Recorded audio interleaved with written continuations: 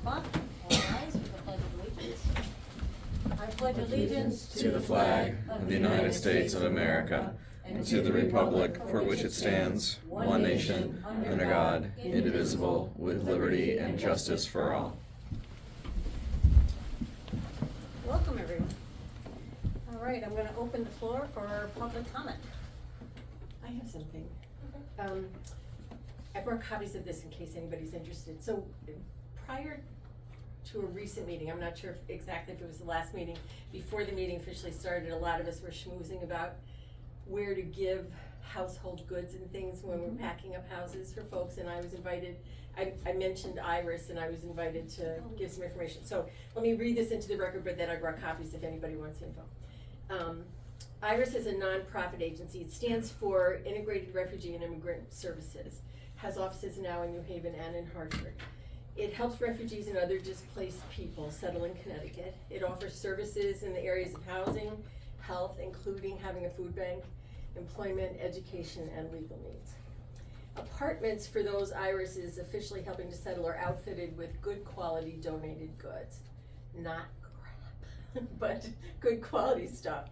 And you can see a comprehensive list of what they currently need on their website, and I've got the link here on this paper. So they talk about what they would like to accept and what they do not accept, and they're not currently accepting clothing except for infant clothing. But you know, kitchen goods, dishes, cutlery, towels and linens in good shape, cleaning products, there's all kinds of stuff they would gratefully accept donations for. And they take donations once a week in New Haven on Mondays from 9:30 to 12:30 at 75 Hamilton Street.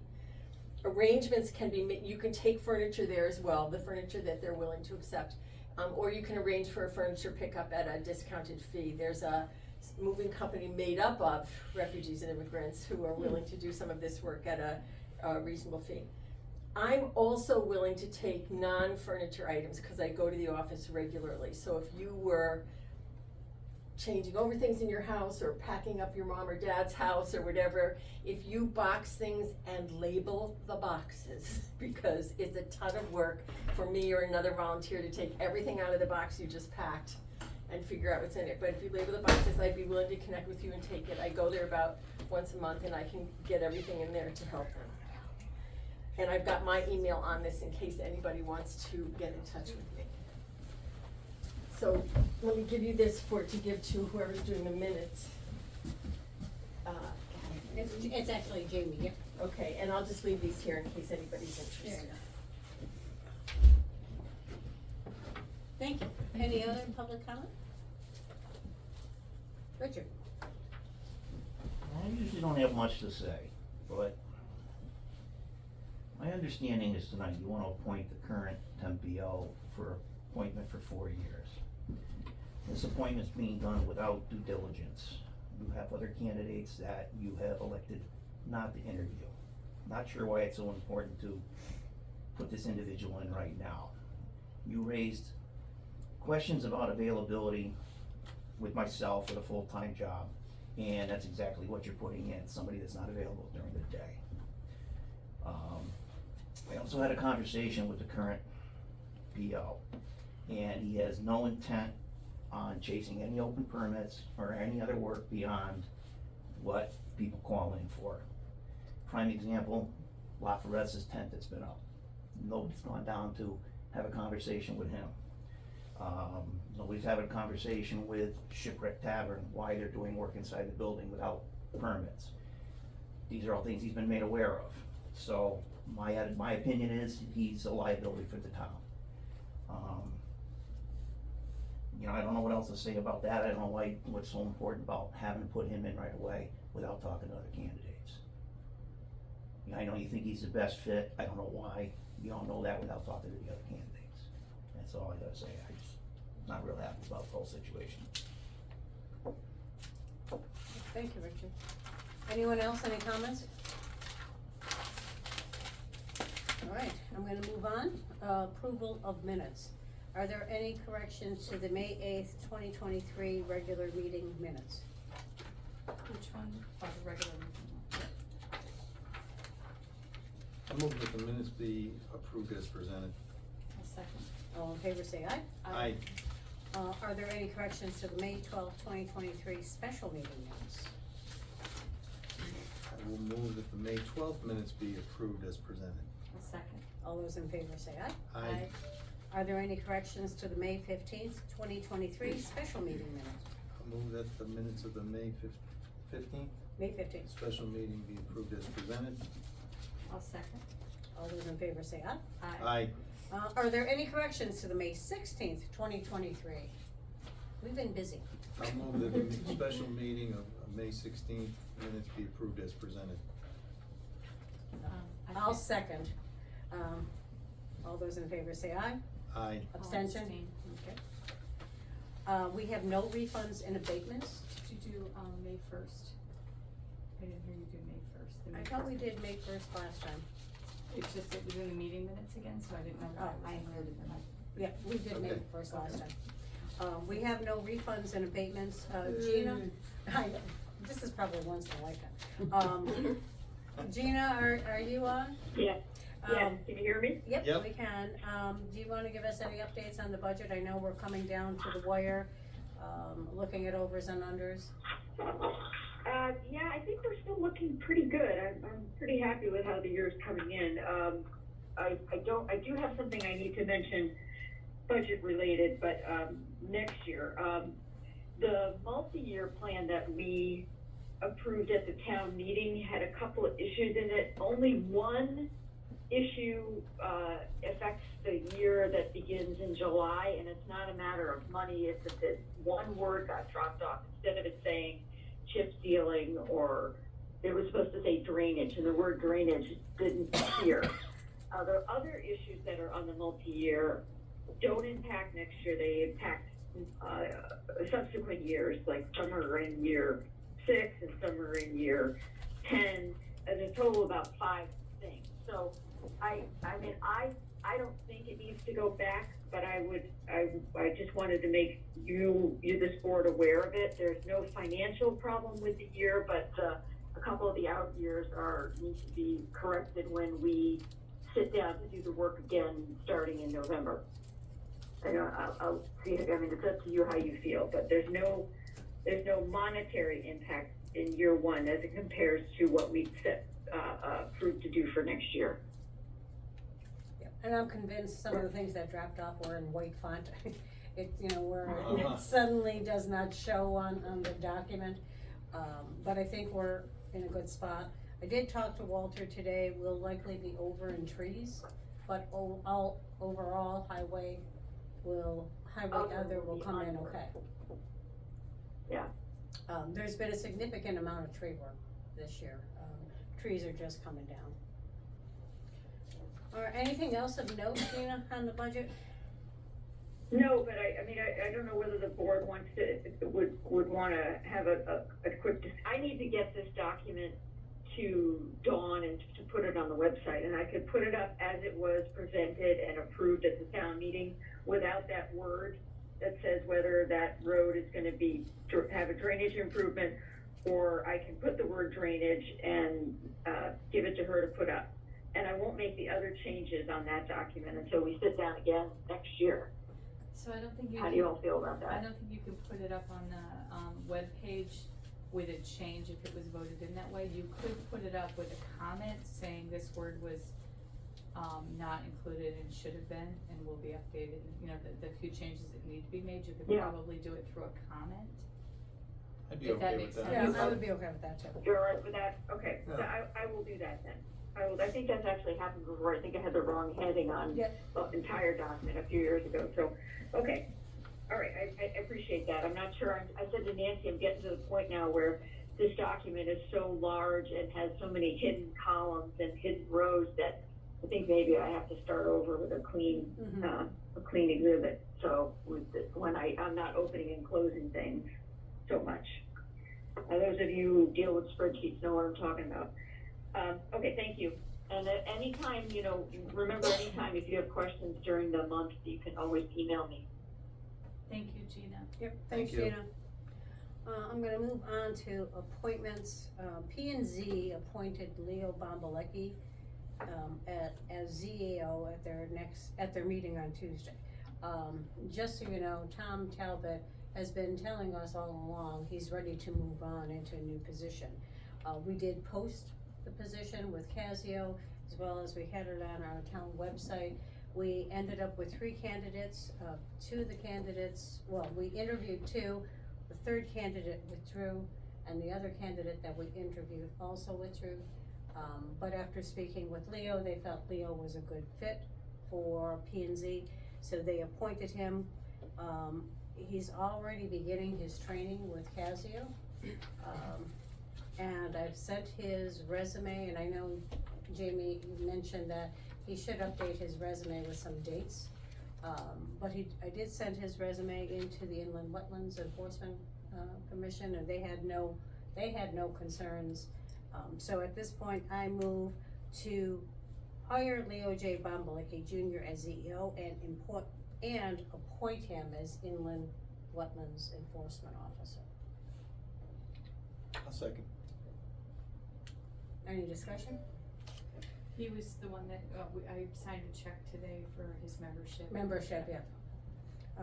All those in favor say So, aye. just a point of discussion, Sure. just, this one's unique in the sense that generally P&Z has sort of the lead on this one. Right.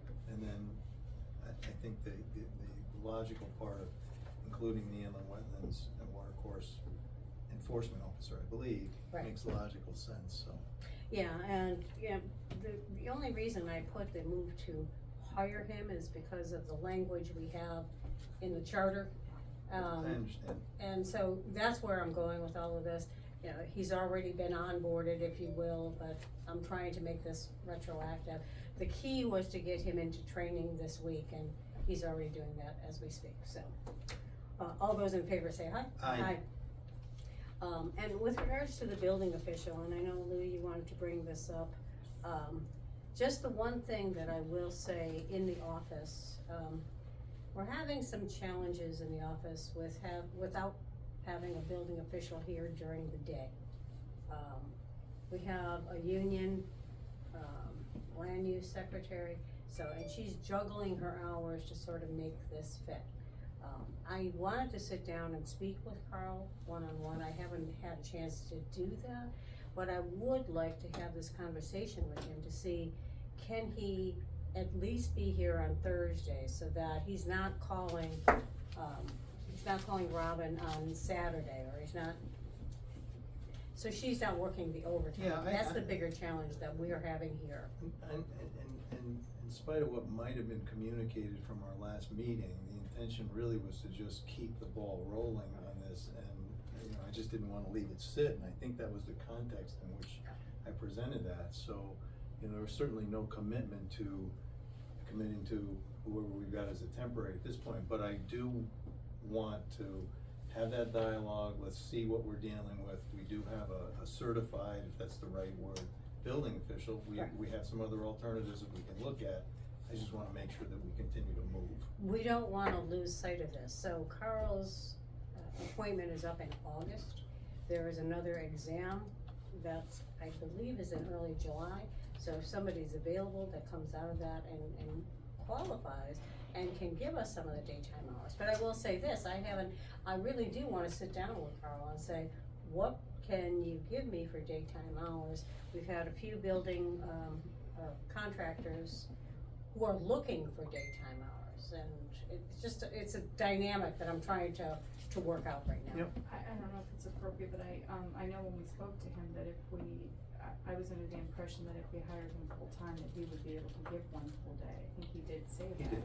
He did. He did say that, Yeah. so I think when we hire him, and I don't know that we need to wait till August, we have interviewed a number, we've looked at a lot of good candidates, so I'm more than comfortable with him. A couple of times we've met with him and talked about him. And that's fine, I worry about him using his personal time off to work here. That's I think not- what we need to do is meet with him. Yeah, let's and do, maybe understand all three of us should do what that.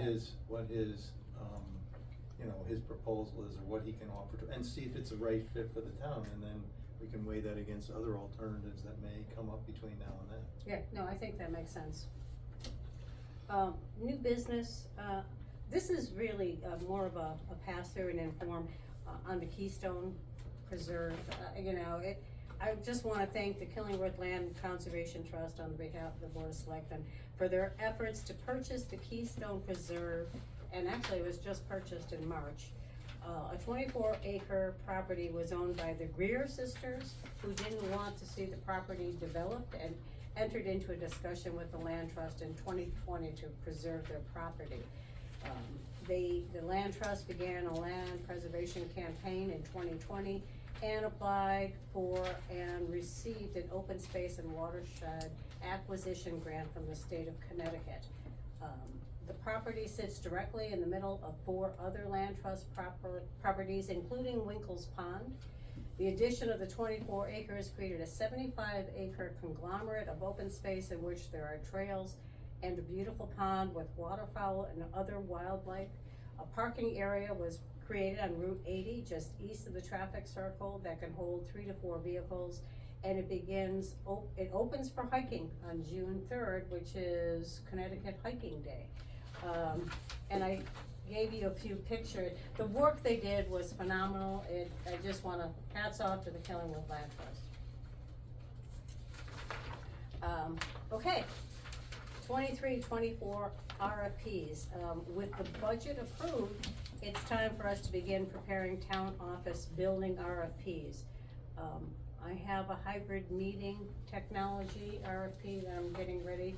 That's going to be the equipment and software that allows for both. We can be here, the TV can be there, people can interact with us. If they choose to be remote, they can be remote, or they can be here in person. So that's going up. We're going to get budget book software for Gina. This will allow Board of Finance as well as the public to interact with the budget as it's being developed.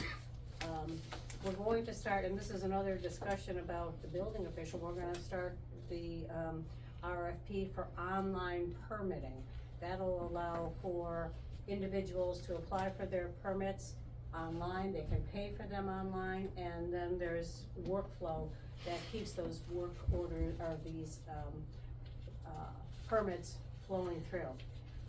The town office building, now I know we're gonna talk about the RFP for the roof, but we also need to have the HVAC system put up there, so that's going to include some additional work to make sure that once they put the HVAC system, people can walk on the roof without impacting, Without entering this room. Yeah, exactly. The hard way. And then, we need to put in the town office building assessment to determine repair or replace. So that really is about whether or not we take this building and we renovate to be new, or we decide that it's time to tear this down based on that assessment. Similar to what the school is doing. The school is looking at renovate as new or replace, and that's the concept behind that. And then lastly, this is the big one, the barn, repair, paint, restore, and add meeting space to the barn. So we've got significant work cut out for us. We're gonna have to start working on this now.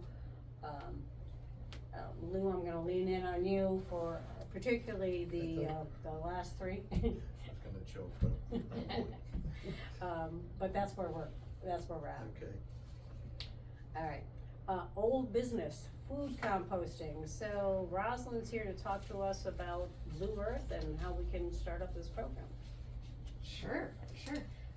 So I presented a couple of times ago about all the different options that we could do at the transfer station, and one of those options was to collect food scraps and other organics waste.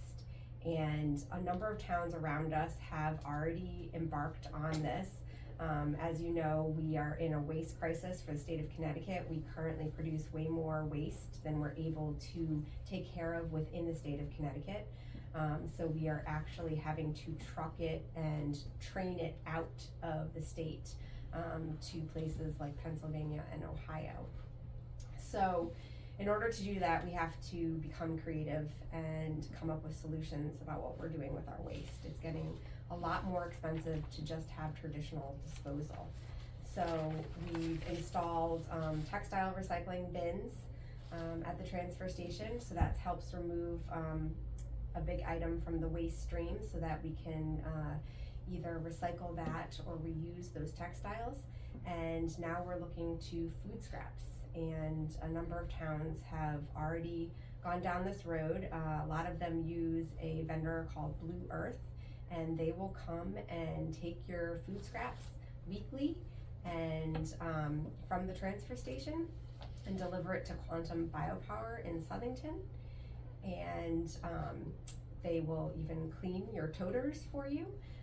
So it's pretty convenient for the transfer station staff and townspeople who are already going to the transfer station to dispose of their waste. And they also provide education materials and advice on to how to educate folks to separate their organics waste. And so, for example, around us, Deep River has food scrap collection. They're working with Deep to collect it at their transfer station. Haddam has had food scraps, and last year was their first year. They had 23 tons that they were able to divert from their waste stream, which is really incredible. And we have some towns in the state of Connecticut that are doing co-collection, so actually curbside co-collection of both their waste and food scraps. So it's being done. Towns are having great success with this program. So we met, Lou, Nancy, and I, with Sam King, who runs Blue Earth, and he was able to give a quote for us and tell us everything that was involved with getting Blue Earth to come. And like I said, it's weekly. They'll come, they'll clean out your toters, and then deliver it for you, so you don't have to deal with roll-off trucks and dumpsters yourself. So very convenient service. Now the whole thing, I would just like to add, first of all, I appreciated being able to listen in, and I thought that the presentation was very informative. I'm certainly a big supporter of this. There's a quote, Rosalind, and I believe this is the monthly cost, $252 per month for a 4-toter pickup. I think from where I sit, and I wish I had taken the time to do the math, but we're paying roughly, I don't know what it is, $116 a ton. $116 a ton. But keep this in mind. First of all, what doesn't go into the compactor, we don't pay for. So there's a benefit to it not going into the compactor and going into the recycling bin. And roughly speaking, organic waste, food waste is about 10 times the Heavier. weight of, and so my point is, for this small fee, I would argue that it's cost neutral, because that waste is not gonna go in, and we're not gonna be paying $116 a ton to haul it. We're gonna pay a one-time fee of $2.52, but. $250. What did I say? Cents? $2.50. Yeah. We knew Negotiating. what you meant. Yeah. $252. Anyway, Right, and you know, the thought is too that our 116 is artificially low. Because we're still in that collective, we're still finding some sources within the state to dispose of our waste. We have a collective right now. That could all go much higher very quickly. And Deep is estimating something like 54% of our waste could be diverted through organics diversion when programs are fully operational and installed. So it's just this really underutilized waste stream that we have. I mean, it can be used. We can create things out of this. We don't have to dispose of it. So you have this great sustainability aspect of it, but also a cost savings. And if we get in now, if we have more towns go into this service, we can really create a good business flow for them, and hopefully we'll realize cost savings further on down the road, even more so. And the one thing, like with Wilton, if you read this, they will, so starter kits are available well, they have it at their public works office, we're not that fancy. It would be at our tax collector's office, where we would have these starter kits, which would include a 2-gallon countertop bin, a 6-gallon transport bin, and 1 roll of 25 compostable bags. Is that the same setup that you're looking to do here? We could do that, yeah. There's a couple of different options for that. So remember, Mr. King was saying that you don't necessarily have to collect your organics in a bag. You can just have like a Home Depot bucket and then bring it to the transfer station. But if folks tend to like bags, we would just have to find the approved bags. And we could, if you're thinking about selling them at cost or having it a fundraiser, there's a number of options that towns have done. There's also some grant options for that come up now and then, but yes, folks tend to like having that starter kit and then something that they can transport in their car and separate nicely. And just so you're aware, Walt was involved in this conversation. The key was, if we had these bins at the transfer station, how could we protect them from any of the vermin? It's a common issue. But if we strap the cans to the fence, make sure they don't roll away, and there's some bungee cords for the lids, things should be okay. And we also talked about, was it twice a week pickup? If it needs to be twice a week. Well, especially in the summer. You would have to pay more for that. Yep. But that is an option. But I guess it's see what happens. There's been a number of towns that don't do anything, really, except for that simple bungee cord, and they haven't had problems. There are other towns that have locks on their toters, and that's what works for them. But I think we have to see what happens with that and then solve the problem there. There are many more towns across the country that have a lot more vermin and predator pressure than we do. There's national parks that do this work, and they're able to keep away all of the animals from our food scraps. Rosalind, I'd like to suggest, I'm certainly ready to move on this if we are as a board, but I think there's a couple of things that, one, we talked about possibly your group working to put together a community outreach that would literally be at the transfer station to make folks aware of this program and potentially some of the services that we would provide. Yeah. And so I wanted to offer that out for the rest of the people that are participating, but ask for your commitment to do that. And the other is, if you wouldn't mind putting together an execution plan, so that we know, when do you think you'd like to roll this out, that we know the location, and that we can make sure that the Department of Public Works has completed our side of it to get the toters cited and whatever else needs to be done, so that we have an actionable plan that we can proceed forward with.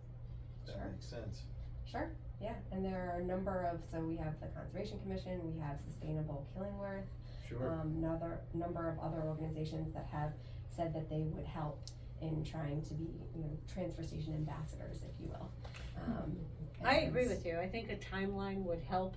And what are the things that we need to have in place, or who's gonna be doing them, so that we can roll this thing out? Yeah, I'm ready to move. I would but- say too, I don't know if you could help us, Roz, what is it, no good deed goes unpunished.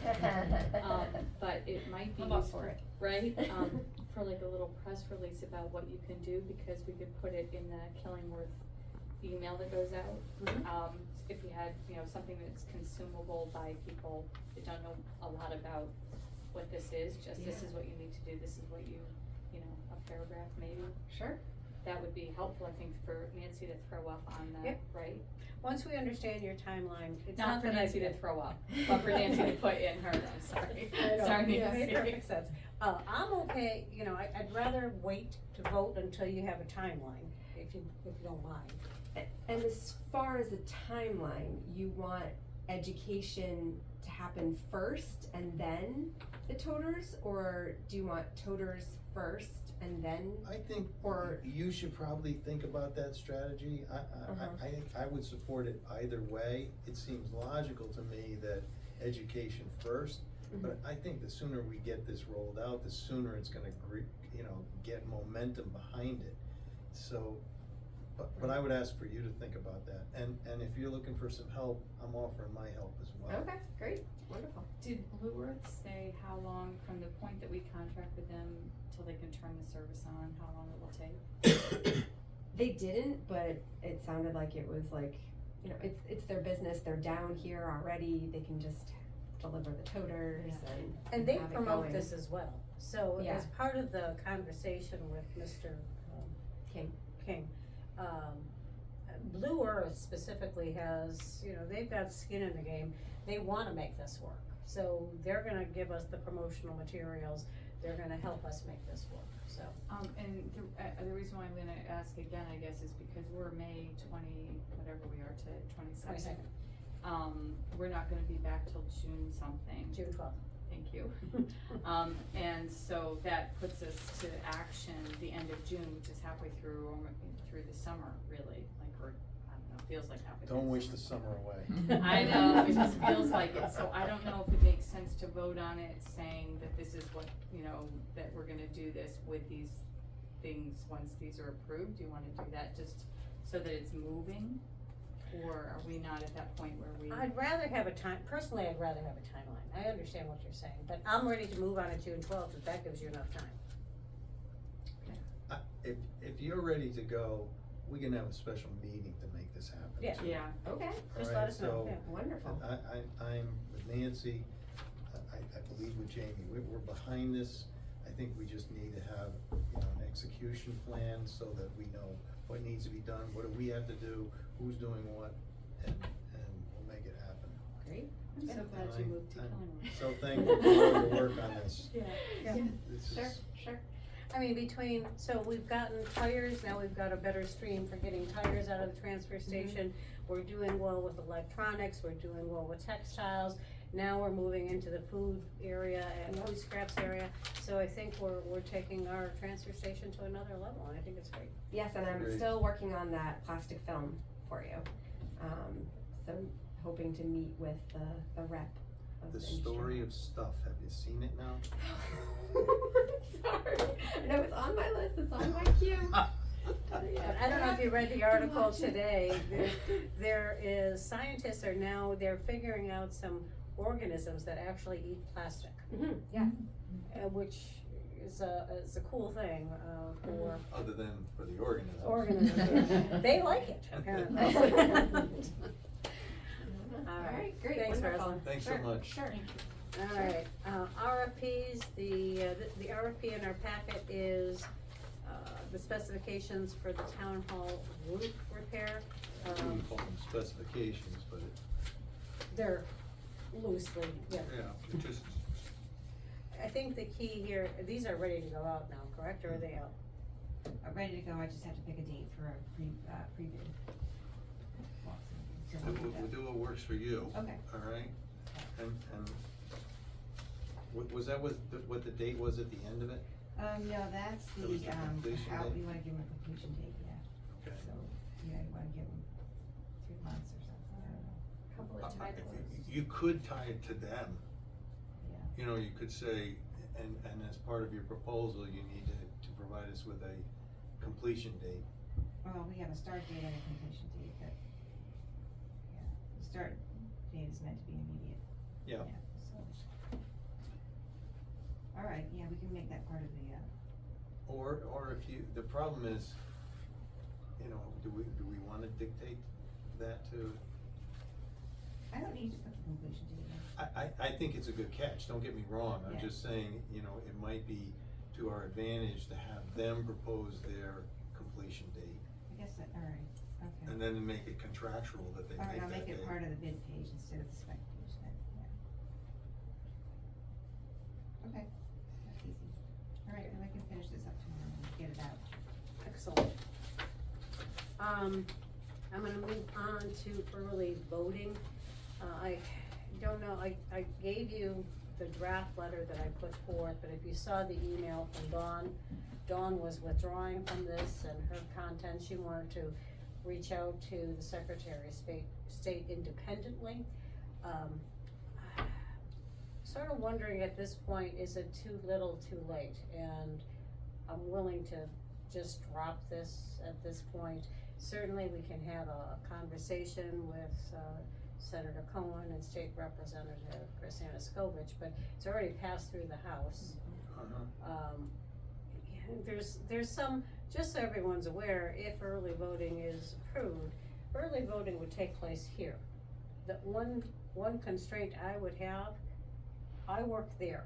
That's 75, that's within this, so it's a municipal election. If I were to be running for re-election, I'd have to be remote for the entire time that they're conducting. It's just logistics here. Nancy, you said it would be here, which is a how. Yeah.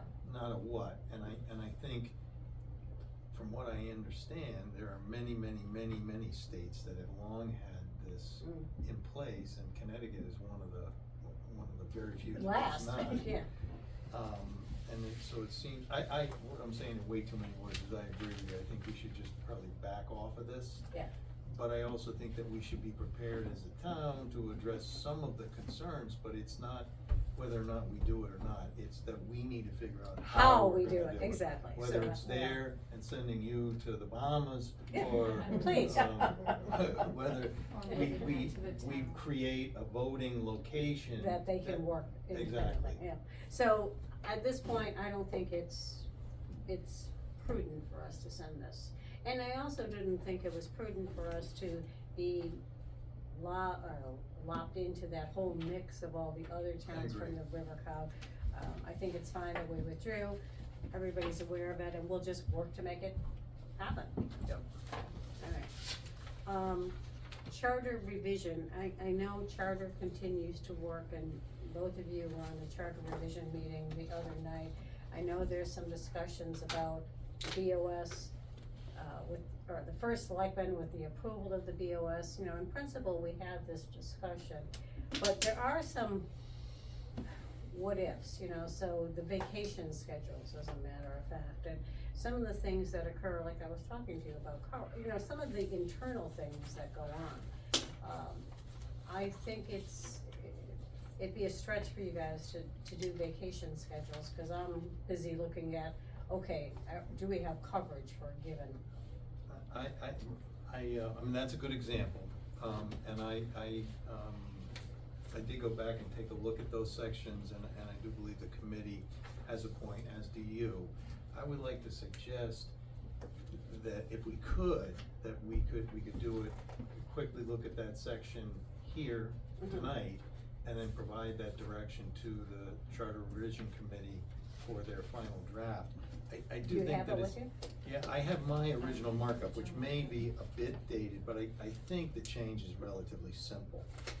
And I think we wanna start with section 7-3 or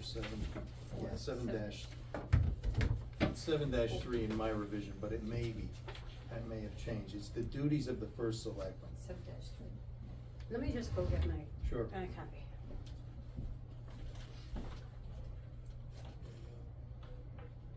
How many rules would I be breaking if I sat at the table so I could scribble notes while you have this conversation? Let's wait for the chairperson.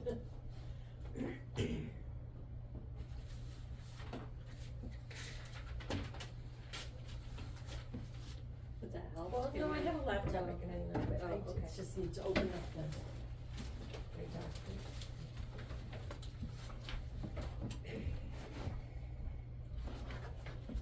I'm just gonna take one of these.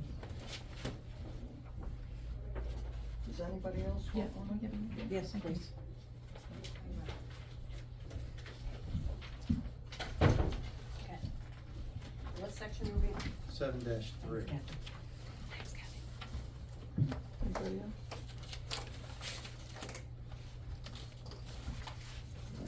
I think the changes recommended in subsection A are fine.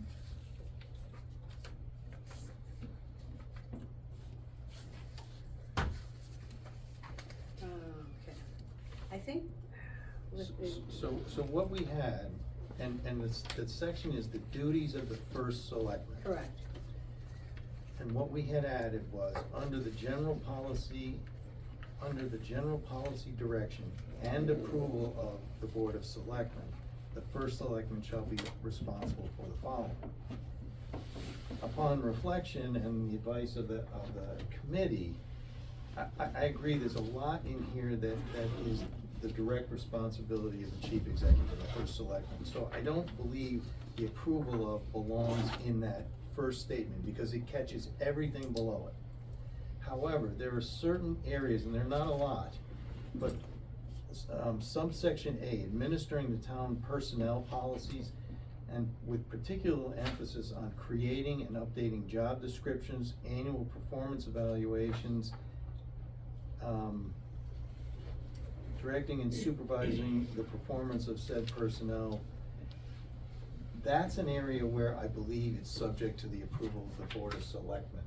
And it's even not in the entire area, but it's creating and updating job descriptions that I'm most sensitive to. And I will point out that when we rewrote the employee handbook, it's explicit in there as well. The problem is that the charter dominates the handbook, so we've gotta make sure that it's clear here that policies relating to personnel are subject to the board's review. That doesn't mean that the first selectman doesn't do those things.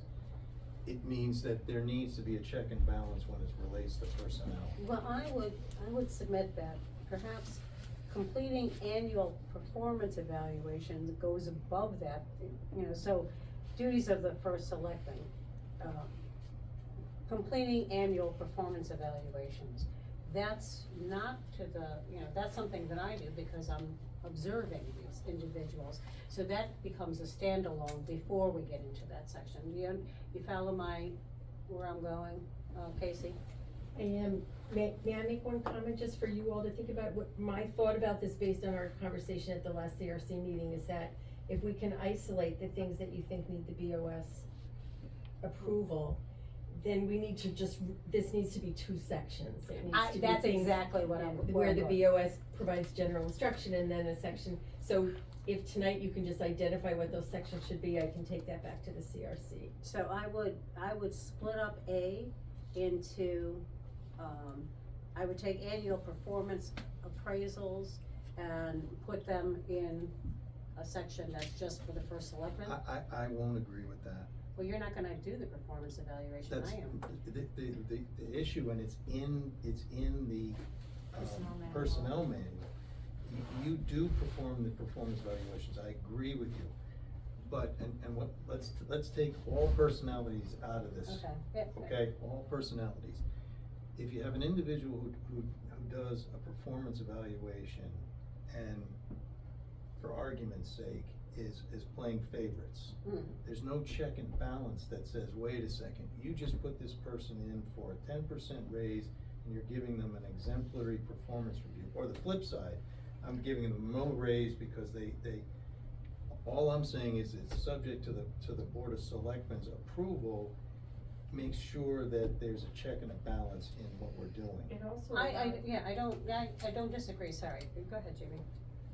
I was just gonna say, it also allows for, when we move on the ethics policy, it allows for the Board of Selectmen to overrule, or, if there's a time, let's say that Lou is first selectman and you and I are selectmen, when we disagree with something Lou did, we would be able to, as a unit, look at it and do an approval, or, I'm gonna put you on the spot, but if that was the case, you would wanna have with an ethics, if there was some kind of an ethics thing, or if it was Elizabeth became the first selectman and, Roz, it allows, if there was an ethics violation, it allows the Board of Selectmen to step in. Okay. I'm still, I get where you're coming from with the merit.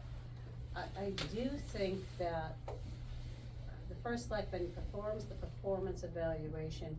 You, as a Board of Selectmen, can review the performance evaluations performed. And then from a check and balance standpoint, then any merit adjustment would be at the consent, at the approval of the Board of We Selectmen. do that at budget time. Well, but it's still based on the performance appraisal. I don't think so, we didn't pull out performance per, Well, I did one set, we're gonna do the next set, well, it's coming up, September 1. yeah, but when we did the budgets this year, we didn't pull out the performance appraisal. I don't remember seeing. No, we didn't, but we haven't done it for years, and we need to get to be in that rigor.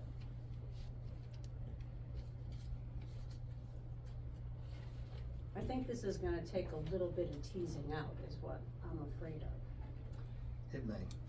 All right, so there's some discussion. There's some, we may have to call a special meeting to, So I'm gonna, if we're gonna do that, I don't know that we should spend a lot of time, especially with a lot of people here tonight. I'm just gonna suggest very quickly, that I don't see a problem with leaving item B. This is overseeing and coordination of all personnel scheduling, vacations, that's, you Yeah. know, the daily supervision.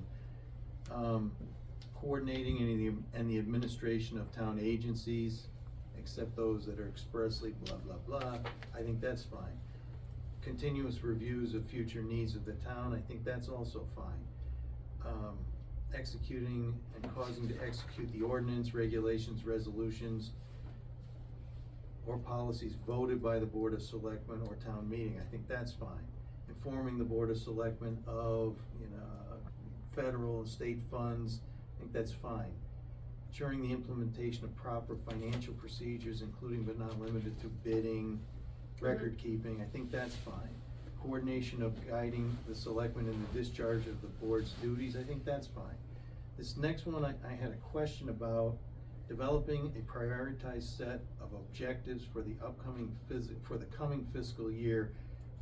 And I'm okay with that until it goes to the next part of it, which says, which shall serve as a policy guide in the developing of the annual town report. I think that should be subject to the approval of the Board of Selectmen. I believe you're right in that one. Ensuring full and complete records, I think that belongs to the first selectman. Performing the duties of the Director of Public Works, I think that belongs to the first selectman. Performing other duties that statutes assigns the chief executive, straightforward, it's out of statute. Designating a medium, having a general readership, I think that's the first select person. That's one we could say subject to the approval of, but I don't think it's that big a deal. Informing all town agencies that their budgets are submitted to the Board of Selectmen by a certain date, that's fine. Ensuring that all fees collected by town agencies are remitted to the general fund. Anyway, in summary, 2 out of, I think, all of them, are the ones that I was sensitive to. Yeah, so we have, I believe it's June 9th when your report is due to us. So we have between now and then perhaps to have a special meeting, sort that out, and go from there. Well, we need time to work on what you come up with. Yeah.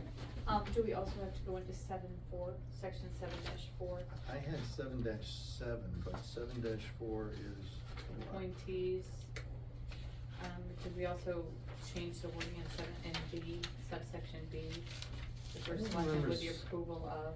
I think this was accepted by the committee, if memory serves me correct. This is the one that said in consultation, and we said with approval, and that was accepted. And that was okay, Yeah. Thank you. The other one that I had, and this, Nancy, was not in our summary, and I don't know that we're prepared, it may be all right, is what I'm trying to say, but 7-7, delegation of duties. This is the one that we scratched out, or who reports to the first selectman. But this may require some statutory review to iron this one out. So I suggest we look at 7-7 and the items that we talked about in 7-3 and get that back to the committee as soon as possible. Okay. And I did reach out to Dave again yesterday, and I said, is there anything statutorily that you see in here, particularly with regards to first selectman duties, appointees and hirees, and get back to us. So, that's where we're at. Alright, thank you. Alright, moving on, water pollution update, so where we're at with PFAS, for the treatment design for town campus and elementary school, the, GZA came in and did measurements for pipe sizes and location of equipment. They're working on a CAD drawing, it's expected to be complete this week. The CAD drawing really is, the operator developed a floor plan at each location where the treatment systems will be located. This will be needed to provide in the bid documents for, bidding this out. And the design estimation completion is the 16th of June. Lou and Jamie met with DPH to discuss the GAC results letter. The revised letter was sent to homeowners based on your input, this week, so homeowners are aware. And then I continue to compile the cost associated with PFAS.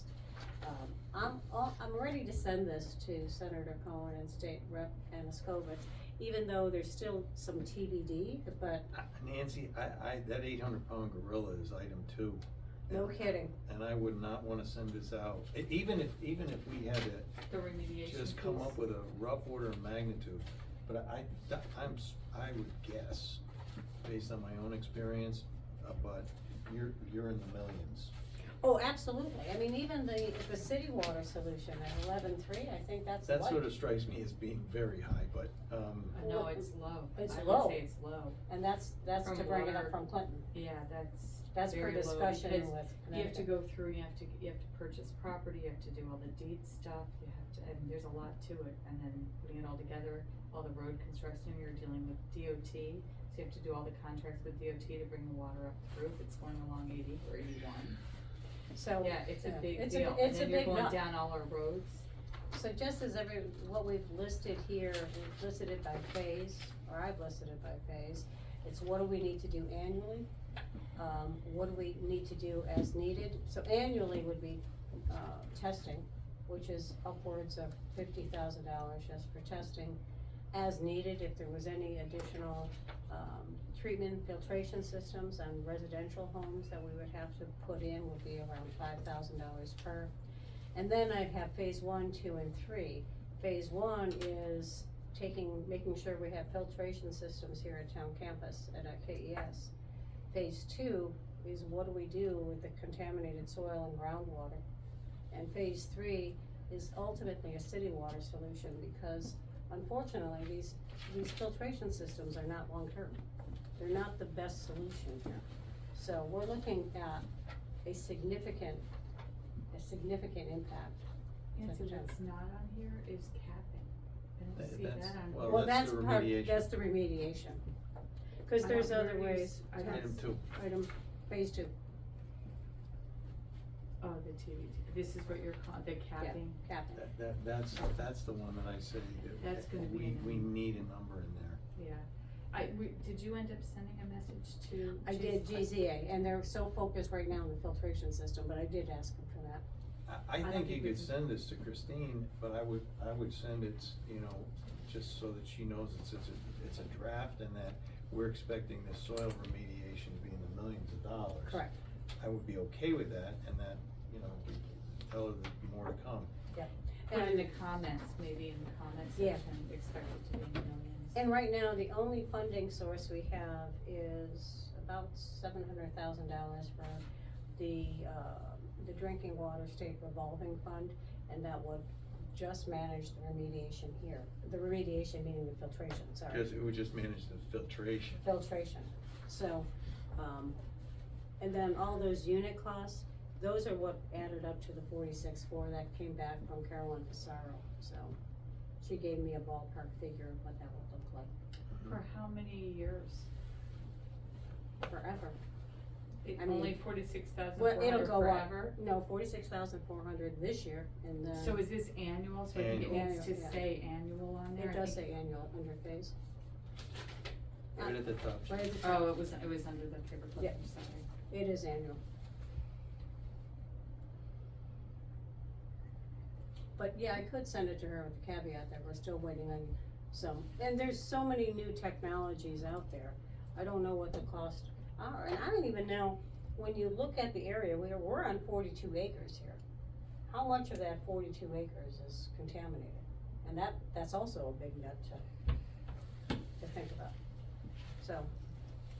So I would, again, put in the comment section, anticipated in the millions or something, so that it draws our eye, cause I know when we talked to Christine, a month ago, a few weeks back, that, you know, we may only get one bite of the apple going to the legislature to get funding. And so having a bigger number at the beginning will be more advantageous to us, especially because going forward, other towns, Deep is now working with other towns. So there's gonna be less money to go around the second time around. Correct. And they're gonna wanna give it to the other towns if they've given us a small bite of the apple already. I have no update on salt at this time. The focus has been on PFAS, although, the residents are getting water. The impacted residents are getting water. Any additional public comment based on what you've heard? Okay, hearing none. Selectmen comments, Lou? Jeez, I had something and I just, I can't remember what it was now. Oh, can you, is there a schedule of events for Memorial Day and? There is, and I'll send you an email with the schedule of events. Amy Robb she's a Blue Star family member who's coordinating with the Lions. Actually, Lou, Bruce Fagan has requested your presence in your merchant marine uniform at the flag. It's a Navy uniform, by the way. At the flag raising ceremony, 8:30 here at Town Hall. I squeezed into it once, I don't know if I can do it again. And then there is another event at the Evergreen Cemetery, that's on Sunday. I will not be at that event. This is gonna be a very somber tribute this year from a Memorial Day perspective. It's not a July 4th parade where candy is being thrown. We're really trying, the Lions are trying to keep this to be a very reverent, solemn event. They don't want a lot of public speakers, they want it simple. I think Jamie, perhaps at the Evergreen ceremony, did you read, on Flanders Field? I recited it. You recited it, so that may be a great option. I do know that if it does rain on Monday, if there's a possibility of rain on Monday, we will still have the flag raising ceremony here at 8:30, and then the church, at the Congregational Church, they will stop. Parade will not happen, but we will still have the whole ceremony inside the church. Our veterans representative and Charlie Smith from the Lions will be judging the students at HK Middle School for their poems and essays to select the individual who's gonna win that. So there's a number of things going on, and I'll certainly send you all of that information. So Lions are working on it, they've got a good handle on it, but I'll give you all the information via emails from. Thank you. That's all I have. Okay. Okay, just a couple of other things. P&Z endorsed the tax abatement for buildings and structures of historical merit. Elizabeth has reviewed it with the assessor's office, and she has questions for Town Council before coming back for further action. Town Council is also working with Valley Shore Emergency Communications on an amended and restated lease agreement for the tower. And right now, more information to come, but we're looking to set up some terms for that. So, heretofore, we had not received any cash, if you will, for income for the use, revenue for the use of that tower. And it seems to me that it may be prudent for us to consider that moving forward. And I wanna do a shout out to Premier Stone, who donated the mulch not only for the garden at the circle, but also for the memorial garden, and I'm going to send them a letter of thanks. And with that, we need to move into executive session to discuss a written memorandum from Town Council regarding attorney-client privilege communication. So I will call this meeting over for the rest of you, and thank you for coming.